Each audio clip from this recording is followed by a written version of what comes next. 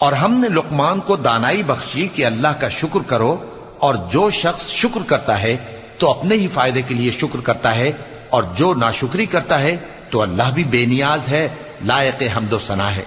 اور اس وقت کو یاد کرو جب لقمان نے اپنے بیٹے کو نصیحت کرتے ہوئے کہا کہ بیٹا، اللہ کے ساتھ شرک نہ کرنا، شرک تو بڑا بھاری ظلم ہے۔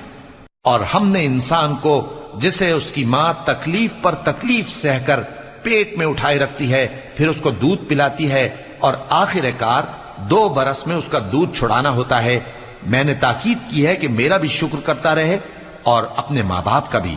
کہ تم کو میری ہی طرف لوٹ کر آنا ہے۔ اور اگر وہ دونوں تجھ پر زور ڈالیں کہ تو میرے ساتھ کسی ایسی چیز کو شریک کرے جس کا تجھے کچھ بھی علم نہیں، تو ان کا کہا نہ ماننا، ہاں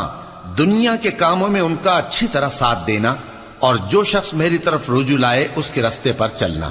پھر تم کو میری طرف لوٹ